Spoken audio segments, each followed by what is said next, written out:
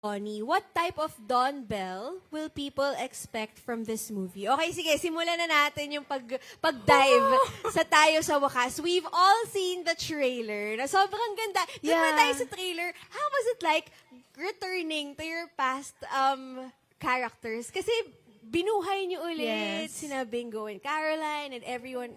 Ano, kamusta yung experience na yun? That's actually the movie announcement that we're gonna do a comeback project together. Alam mo, nakakatuwa. Kasya pa sa akin yung uniform ko. He's into her. Ayun talaga yung una kong impression. Sabi ko, oh my God. Even Donnie was like, kasya pa sa yung ano mo? As in, eksakto. Parang walang nagbago. Pero parang nung time na yun, syempre nag-flashback lahat, you know. Donnie and I nga sinasabi namin na parang, grabe no, like, ang dami na nating nagawang project and we're just so excited for this new chapter. And we're, as in, sobrang nakakakaba and excite, syempre. May iba ka ba bang pwede ikwento sa amin bukod dun sa uniform? Like, ano Yes. pa yung mga fun na memories shooting that movie announcement? Our supporters are actually involved. Yes, kasama sila. Sila yung students, mga klase namin. Galing, no? And this idea is by Donnie. As in, siya yung I remember he called me, sinabi niya sa akin, hey, I have an idea on how we can announce the movie. Tapos, as in, sobrang we were all so drawn to the idea. And we're really excited. Kasi ganda nung transition, ang ganda nung pagkaka-edit. Talagang roller coaster siya, di ba? Ang saya-saya, tapos lang, ha? Ayun. At talagang, Yes. ang ganda nung, ang galing pala ni Donnie mag-marketing, no?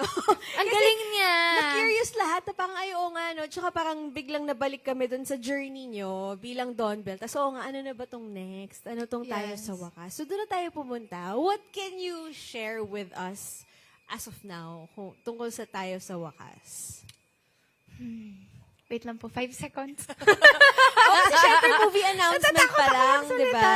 Ang nakita pa lang natin to refresh their memories, you were in a car. Yes. Tapos, parang tinanong mo ba si Donnie? Yes, asan na ba tayo? Siyempre, we expect something more mature. I feel like this one is more emotional. Mas puno ng emosyon and feeling ko sobrang challenge ako sa role na to. But I'm excited for that challenge. But just to clarify, yung magsalita. eksena. May nagtanong kasi kung mapanakit ba? O mapanakit daw ba? Ano siya, madami kayong matututunan. Ayun. Natatakot ako magsalita. Nung pinitch kasi sa akin, may jaw drop moment ako na, what? Ganon. Oh, may ganon. Yes. So, yun lang po pwede ko sabihin. Pero yung eksena dun sa car, hindi siya part ng movie. Hi! Hindi sure. It was shot Ate specifically. Ai. No, but it was shot specifically for the announcement. Yes. Ayan. Yes. I mean, at least there, you can see a gist of our characters. Okay. And the maturity at least. Because we tackle so many emotions in this movie. Yes, oh. Sorry po sa manager niya, Ate Edith. Na-manager ko rin. Yani? Nalalagay ko po siya sa alanganin. Wait lang. Okay, nasa US. Okay. What role did you play that made an impact in your career as an artist? Okay. So, ano na to? After tayo sa wakas. Wait, i-end na ba natin yung tayo sa wakas doon? May mga gusto ka pa bang i-share? Tungkol sa tayo sa wakas. Hanggang Well, doon abangan na muna. nila. This coming May. May na siya. So, Okay. Sa May po. super, super excited. Okay. And it's directed by Direk Cathy. Yes! Direct Cathy Garcia Sampana. Yes. Oo. Naka-work na natin. Okay. Ano po yung tanong ulit? What project made an impact daw in your career for you? Parang every role I do makes an impact on my personality and who I am. But I feel like the first ever lead that I did, which is He's Into Her, that really made an impact sa career ko. Nagbago no? Yung trajectory Parang- bigla. Like, Oo. syempre parang it was my first lead role and I've been praying for it for the longest time. Sana magka-lead role ako. And naramdaman ko na parang, oh my gosh, syempre pressure, first lead role mo. Pero I was just so happy and grateful. And it came at such a very unexpected time kasi pandemya Yes, noon, di ba? yes. So grabe talaga yung struggles noon. Tapos Yes. biglang sobrang ano siya, light amidst the darkness, yung He's Into Her na project. Not just for you, but for everyone sa ABS-CBN. I remember that. So, iba talaga yung project na yun, no? Yes. Okay, ngayon naman, let's hear from our friend from the media. Give it up for Tin Bailon of Pep.PH! Hello, Belle. Hello po. Ayan, lately kasi parang nagkakaroon kayo ng project ni Donnie na magkahiwalay. Nanibago ka ba na hindi kasama si Donnie? Yes! Nung una, alam mo, nag-usap kami isang beses po ni Donnie. Sabi ko, laki nakabahan ako, hindi kita ka-work. Siyempre kasi meron na kaming, tawag doon, dynamics together. Pero I feel like it was very much needed since he's doing Roja and I'm doing Meet, Greet, and Buy for this movie. Parang it allowed us to grow more.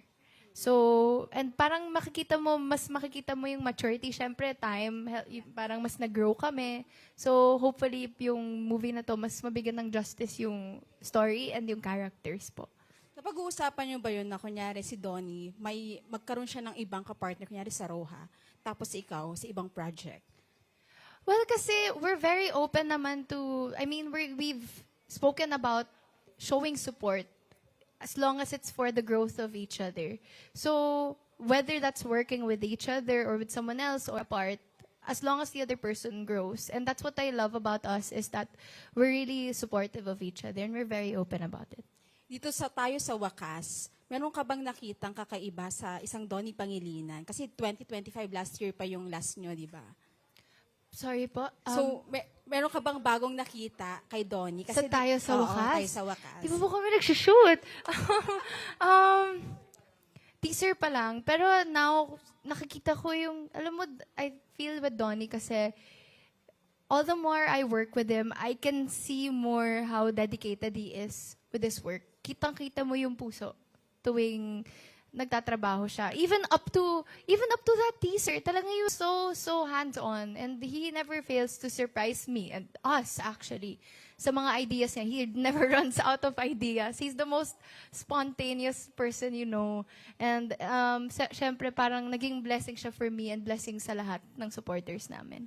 Thank you, Belle. Thank you so much po. Thank you. Thank you so much. And now let's go to our next question. Do you also see yourself venturing into theater? So context, kanina kasi yung mga guests Yes, namin, yes, I theater saw. artists. So feeling ko galing yan. So do you see yourself in theater? Why not? Pero feeling ko iba yung challenge sa theater, no? Iba kasi siya. Kasi pag sa movie, pwede ka hindi pwede. I mean, syempre gagawin mo yung best mo. Pero if you ever fall, may take two. Dito kasi one take, di ba? So, syempre, One long take. Super long take. Feeling ko it takes so much courage and sobrang napapahanga talaga ako sa mga nagti-theater. Grabe yung dedication nila. Talagang, imagine how long would you rehearse that just so you could pull off the entire story. So, sobrang napahanga. Why not? Like, I think, I'm up for that challenge, I would say. Tsaka syempre, iba yung meron